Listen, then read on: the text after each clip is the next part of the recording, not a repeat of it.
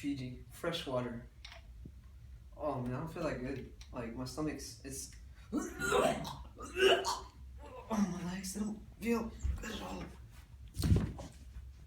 Welcome to Diseases Worldwide. Today's disease is Vibrio cholera, a type of bacteria that spreads throughout water that's unsanitary and has over 3 to 5 million cases per year.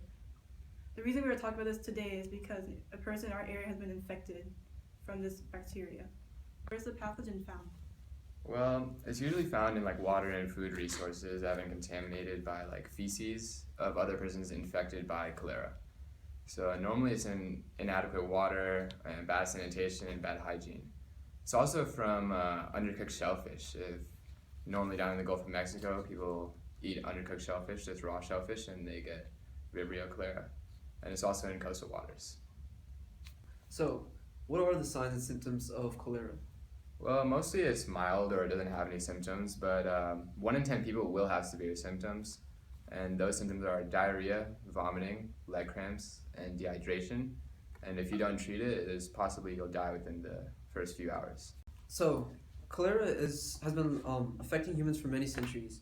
Reports of cholera-like diseases have been found in India as early as 1000 AD. There were many outbreaks of cholera, and by the 16th century, some were being noted in historical writings. England had several in the 19th century, the most notable being in 1854, when Dr. John Snow did a classic study in London that showed a main source of disease resulting in about 500 deaths in about 10 days.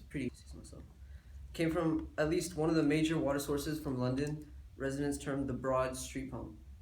Multiple outbreaks worldwide continue into the 21st century, with outbreaks in India, Iran, Vietnam, and several African countries occurring over the last 10 years. Of the 4.3 million cases of cholera, it is estimated that between 42,000 and 142,000 people die of cholera each year. Cholera has been fully treated in the US through efficient modern and sewage treatment systems.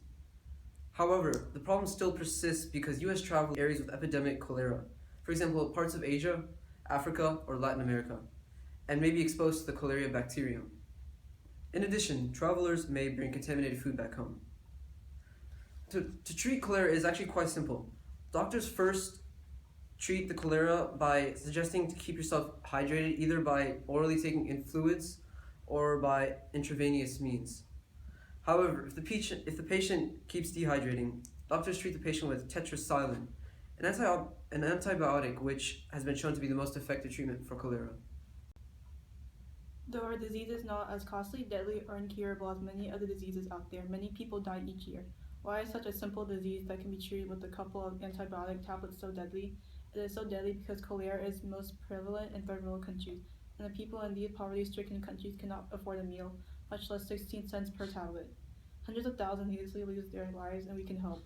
By raising awareness and improving third world countries, whether by donating or treating their food and water supply, we can save numerous lives and possibly eradicate cholera by the end of this decade. It all starts with you. Cholera's in the water.